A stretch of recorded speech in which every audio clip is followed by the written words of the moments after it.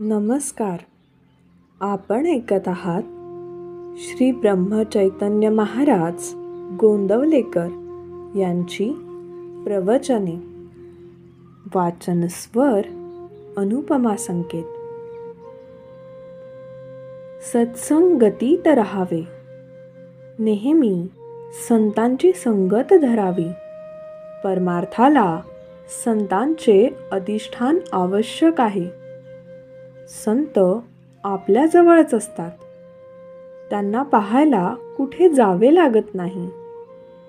चित्त शुद्ध नसेल तर संतांच्या जवळ जाऊन तरी काय उपयोग होणार? त्यांना आपण देहात पाहू नये. संत हे काही देहात नसतात. ते जे काही सांगतात त्या साधनात ते असतात. आपली विषय लालसा सोडल्याशिवाय त्यांची भेट होणे शक्य नाही. संतांकडे एखादा चोर गेला तर त्याला त्याची खरी भेट होईल का?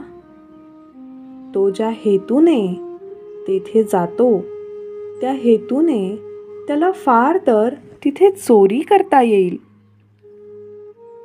परंतु संतांपासून जे खरे मिळवायचे आहे ते साधेल का?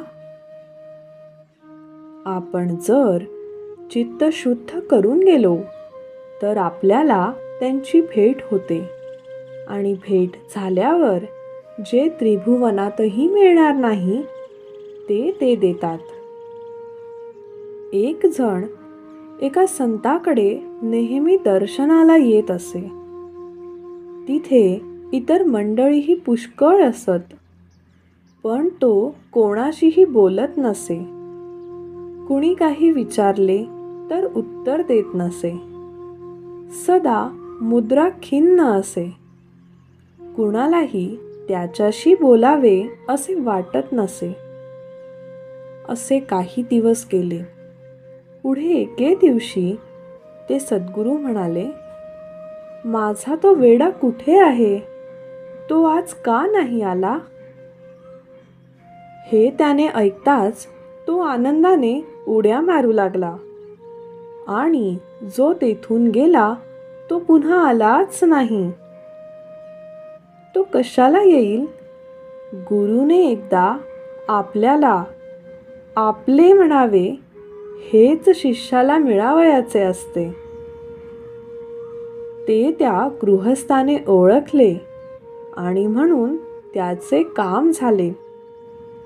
गुरु तुम्हाला तुम्ही माझे झाला असे म्हणत असताना सुद्धा तुम्ही ते ओळखत नाही.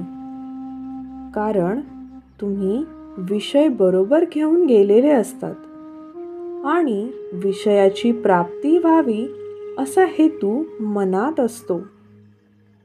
या उलट गुरु तुम्हाला निवृत्त देतात. निवृत्ती दिल्यावरच विषयाची प्राप्ती व्हावी ही आठवणच जाते. जसे तहान लागल्यावर पाणी हवेसे वाटते, पण तेच पाणी पोटभर प्यायल्यावर नकोसे वाटते. म्हणजे त्याची निवृत्ती होते. आपला यावर आज विश्वास बसायचा नाही.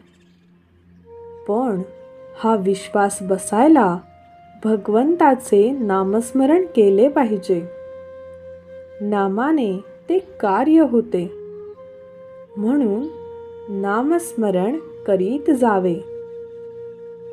नामाने काळजी वाटणे नाहीसे होते आणि मग तळमळही आपोआप जाते. मन आपल्याला विषयाचा आहेर करीत असताना आपण त्याला नामाचा आहेर करावा. आपण आपल्या अंतःकरणाला नामाची धग लावावी. त्याने अंतःकरण उकळले की दोष वर येतात. ते काढून टाकले की अंतःकरण शुद्ध होईल. शुद्ध अंतःकरण ठेवून नाम घेतले तर भगवंताच्या कृपेचा अनुभव येईल. नामानेच अंतःकरण शुद्ध बनते. नामानेच मन अंतरात प्रवेश करून स्थिर बनते. संत सांगतील तेच करणे हीच त्यांची खरी सेवा होते. धन्यवाद.